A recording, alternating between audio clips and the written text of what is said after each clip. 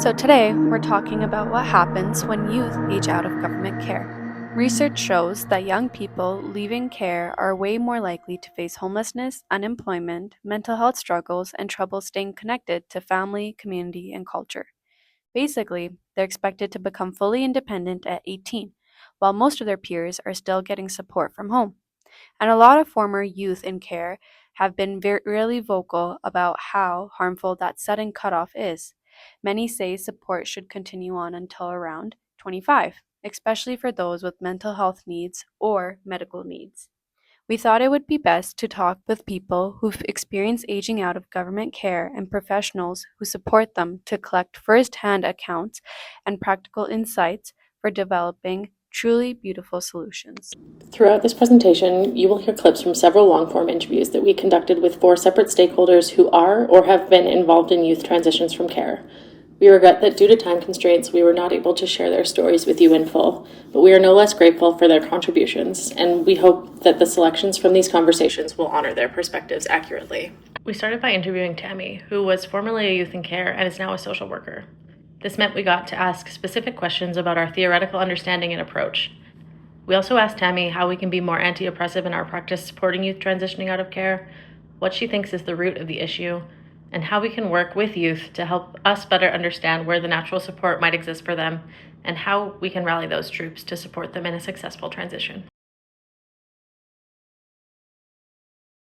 I was in care from the time I was 14 till I was 17, almost 18. I don't ever remember anybody talking about us like having a plan for when we transition out of care. It was just like, you're done. That's it. There's never really a plan in the system. Like, they just pass you along. That's all they do, right? I was never offered like, hey, like, can we help provide you with some like support with your mom? She was still my like big support. She was my mom, and not ever was there like a mediation between us or like some type of programming that we could do together. We don't get to assume and guess what families need. Asking these families, asking. You'd be surprised when you get an answer like, I want love or care from a 5-year-old, you know? And how do we navigate that for them, right? It might take some extra time, but like, it's your job. And God forbid we spend some extra time with children in care. People say the gateway drug is weed or pills or alcohol. It's trauma. It's trauma. So it's about connection, making sure that these kids are staying connected to the positive supports they do have. My greatest supports I'm still close with that were in care. Having those supports are so important, and trying to keep their connections as consistent as we can. Not sending them from one group home to a next group home to another group home. We're causing more trauma. There's nothing I will tell you that is more heartbreaking for me than a social worker that is there for a paycheck. We need people who want to do that job. We all have bad days, and social work is not easy. But not ever would I put how I'm feeling onto a youth. We need to make sure that people are having positive interactions with these children. So Tammy's story said a lot about leaving care and the connections that get broken and damaged at every step on that journey, and the results of that on a person's well-being.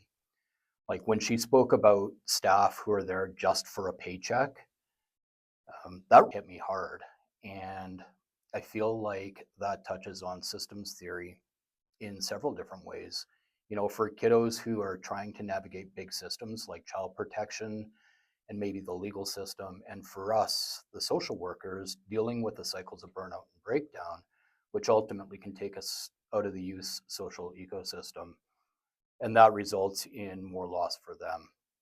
So workers change, homes change, and you know, when somebody turns 18, you're just done. No plan, no one's asking what you want or need. And that's what I feel like what it would be like to age out. Not freedom, but more so just loss. Yeah, I agree. It was a good reminder that people are not islands. They're connected to and impacted by every system in their world. But when those systems don't communicate with each other, Like when Tammy said that child welfare wasn't communicating with her family to ensure she had supports, it's the youth who are left holding all the broken pieces. Then we just send them off to age out without any idea of how to make it all fit. Yeah, for sure. And I think it's also interesting to think about it from an anti-oppressive perspective. Systems treat youth like files instead of individuals. You could really hear that in Tammy's story, and especially when she said, ask them what they want. Even a 5-year-old might say that they just want love. That was powerful. And I think that's the core of anti oppressive practice, seeing people as the experts in their own lives. And instead of asking or assuming nothing for us without us, we need to see the person through the policy, especially, for youth getting ready to transition out of care. And how can we effectively support them without engaging them in planning as early as we can? Something else I found really impactful about Tammy's interview was her truth. She didn't just talk theory, she showed us her experience and opinions. When she said, people say the gateway drug is weed or pills or alcohol, it's trauma. You could feel the truth of it. She's right, trauma sits beneath so many of these stories. But it doesn't start with the youth, it starts when they are forced into systems that are supposed to protect them, but instead keep re traumatizing them by never giving them any agency. And I think her story really challenges us to do better, to listen to the people who have lived this journey and then work with them to build systems that don't abandon the youth. Next, we interviewed Riley, who works in the field and has lived experience being in youth care centers as an older youth. We asked him about how the current transition strategy for youth aging out of care could be improved, when transition planning should begin, and the role of natural supports and mentorship. We also discussed how workers can help youth build supportive connections when family support is limited.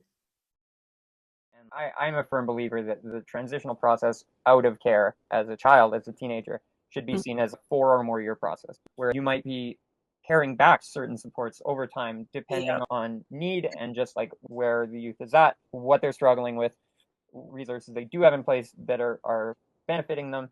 But in general, I think that should be a much longer term supportive process with extensive supports. And that's not the way it is. When it comes to the children's services piece, largely is structurally conceived of as a transition that takes place between the ages of 17 and 18, and then they're an adult.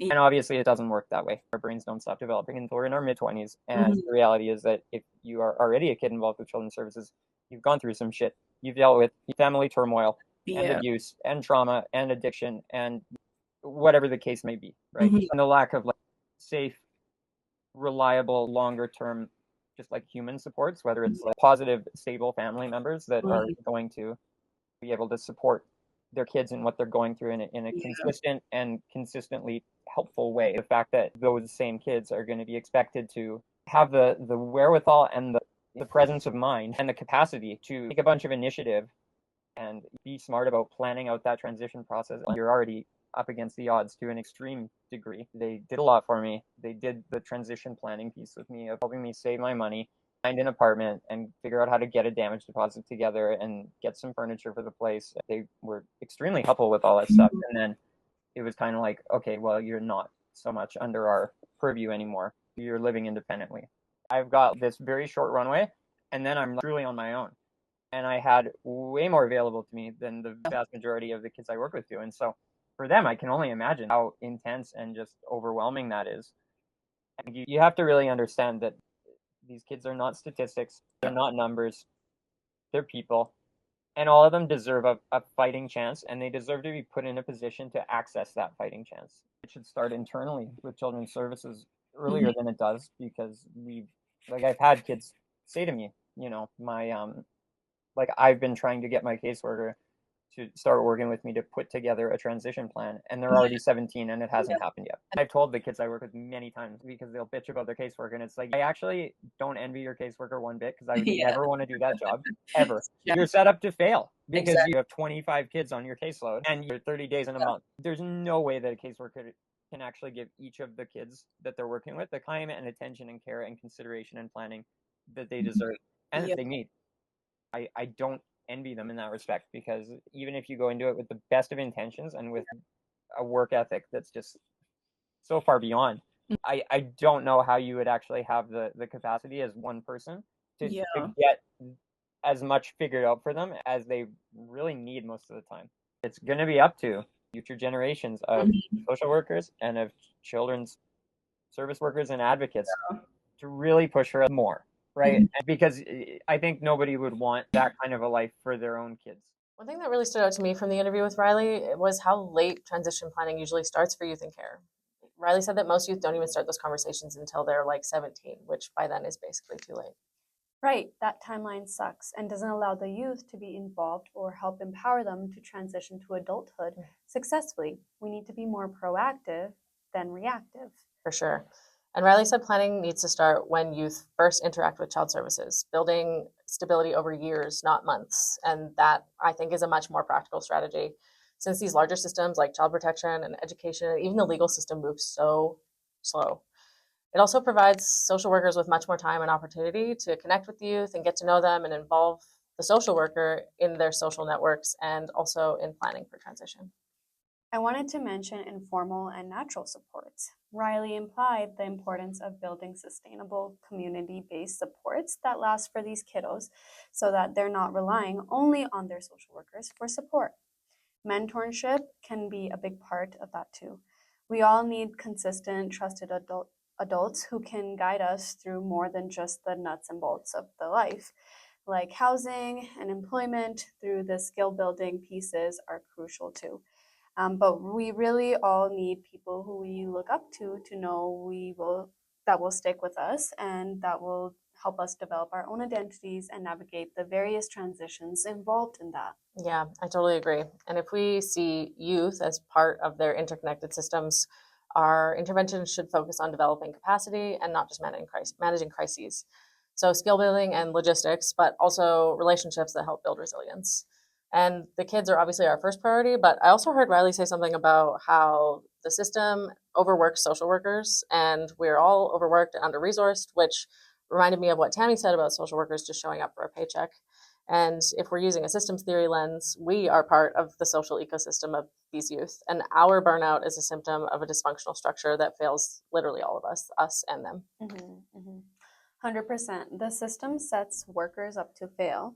We would all love to get to see a kid like Riley from beginning to end of their journey in care, but without addressing structural issues like lowering caseloads, improving training, and ensuring that social workers are receiving emotional and institutional support, we're going to struggle to practice long-term and dig deep with them over the course of preparing them to transition to adulthood, which should start as soon as they come into care and should involve them as much as possible.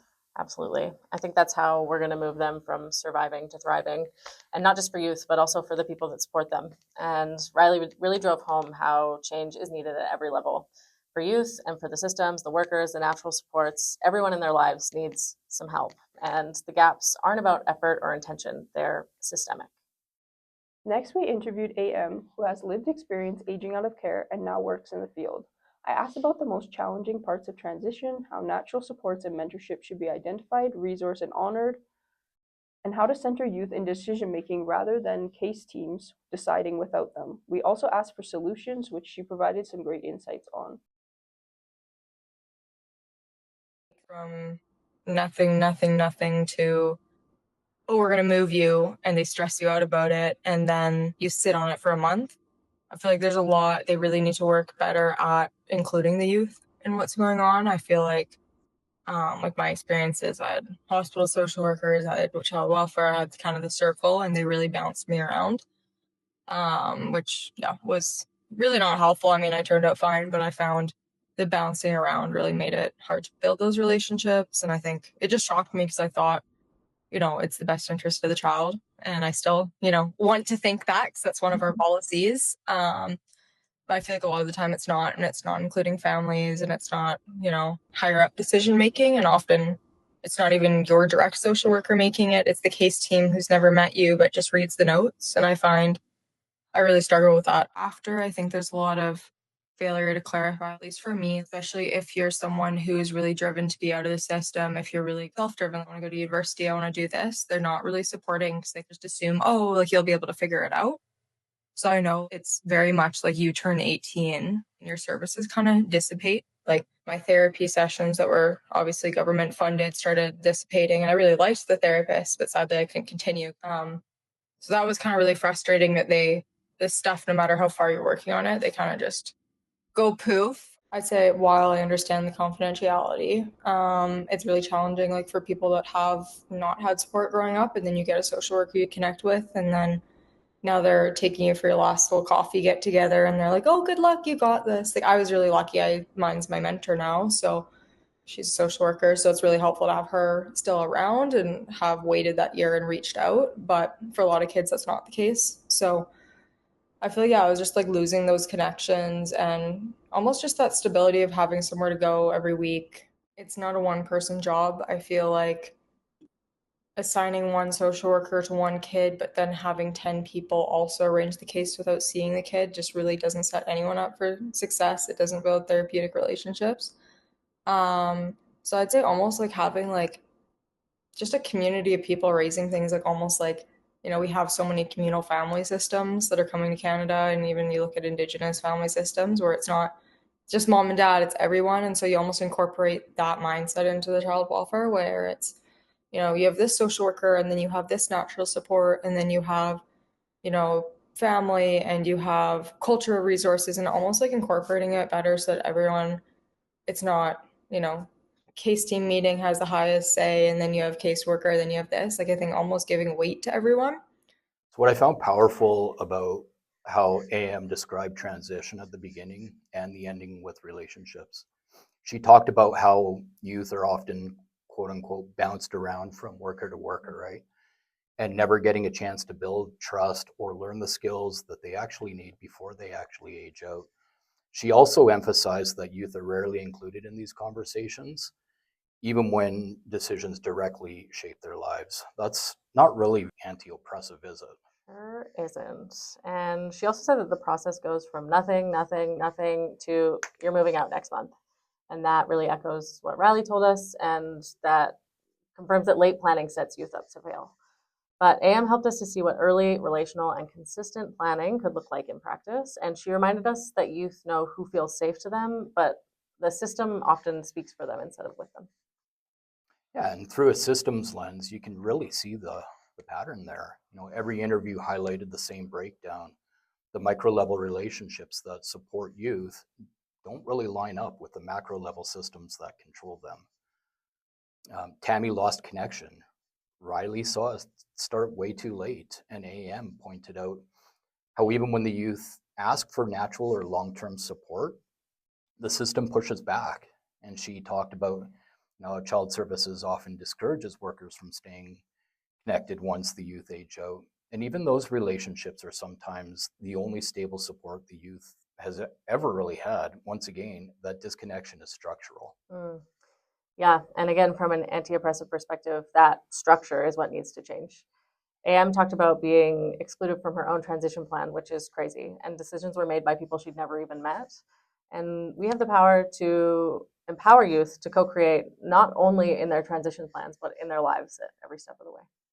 And she also talked about burnout and how overworked caseworkers can't really sustain authentic relationships. We heard Tammy and Riley talk about this too. And when caseloads are massive, social workers are forced into constant emotional output. Relational work becomes impossible, which is so ironic because relationships are at the heart of social work. We need policies that prioritize connection over bureaucracy. Oof, yeah. AM also said she'd love to see a more communal model of care, similar to Indigenous and other collective family systems, where everyone has a role, like social workers, mentors, cultural supports, community, everybody fits. And that's absolutely systems theory in action. It's also an important part of decolonizing practice. And if she said if we all care as a shared responsibility and not a hierarchy, things work out better. Yeah, and I also think that if we bring an anti-oppressive practice alongside that, transition stops being an exit and becomes a continuum. Next, we spoke to a familiar face, Chris Tortorelli, who offered us her perspective from years of experience in child welfare leadership with the government of Alberta. She spoke about policy and programs, systems coordination, and the importance of, quote, sticky natural supports. Should we not always bring the people with living experience into that conversation? I think there's a place for probably some research here. And we can learn from young people who are in the journey, and we can also learn from young people post 18. So right now, my understanding is that transitional process starts at age 17 and a half. In my opinion, that's way too late. On the caseworker side of things, depending on when that young person comes into care, it starts then. If they're 6 months old, if they're 12, if they're 15, it's a different bit of planning over time, but we should never lose sight of that long-term plan right from the get-go. So that means documenting well all of the people that are in that child's life or could be in the future. It means documenting their interests, monitoring their capacity, being involved in school meetings, understanding what that trajectory looks like, getting good assessments when they're appropriate, figuring out what supports then help based on that. More intensity around all of that process. And then really by age 16, having a really good picture of what that young person looks like, who they are, what their needs are, what their passions are, and then working more intentionally from 16 to 18 to figure out what that should look like and get to know that young person ahead of their 18th birthday, like well ahead of their 18th birthday, because transitions for these kids are hard. So making sure continuity between all of those changes is happening and happening well, and that there's a handoff that's done with care. For kids where relationship is hard, where change is hard, where they haven't had maybe the best journey in life, to give them that at 18 and work that our way up to that at 18 would make a huge difference, I think, in how things roll forward. In terms of that support piece, doing like the utmost to find natural supports. Right. And I say family, but I mean family in the broadest sense, people that they can be connected to, who are going to stick with them and stay with them over the long term. Be those people where they can, call for help, they can go for dinner, they can get some advice. That really matters. And informal sports that I would describe as sticky. Yes. So no matter what happens to that young person, if they get angry, which gosh, developmentally that happens, right, for teenagers and adults, that they're not pushed away. Right. Helping those folks understand who this young person is now and how to navigate that, and maybe support them through that, support the support people through that process so they can stay in it and they can sort of roll with it a little bit. So now that we've all taken time to sit with this, I'm wondering if any reflections have come up for you folks on what real solutions could look like. Yeah, I think after hearing all the stories, there's been one really clear message that the gaps in the system are structural, but I think the solutions can be as well. For sure. What we've learned is that real change begins early. Transition planning shouldn't start at 17 and a half, and it should really start the moment that a youth enters care, which means building relationships, embracing natural supports, developing life skills gradually, and not just rushing young people into independence right before they're about to turn 18. Completely agree, and I really think that that's what systems theory is in a nutshell. It's about aligning supports across all the levels so that the youth don't fall through the gaps. Mm-hmm. Anti-oppressive practice means building support with youth, not for them. Co-design leads to empowerment. Exactly, and we've heard this come up over and over again now, that lasting relationships are so important, and we need to create communities around the youth of people who are going to be there through the transition and all the changes. And I think that's what relationship-based anti-oppressive practice really looks like. And we need to count ourselves among those relationships and as community members who deserve support also, because supporting social workers supports the youth, and burnout is systemic and not personal. Completely agree. So basically, when we talk about these solutions, like starting transition planning earlier, having mentors, supporting workers, building community, all of that only really matters if the system is actually set up to hold these things. And I really feel that we don't need just another new program with a shiny name attached to it. We actually need the system to do the work in the way that support is steady, it's connected, and doesn't just disappear the somebody turns 18. Because I think when we center relationships, we empower youth voices and design systems that provide ongoing support, the youth won't just age out, they're going to grow up supported, which is what we want. I just wanted to wrap up by thanking everyone who shared their voices in this project, and we want to thank everyone for listening.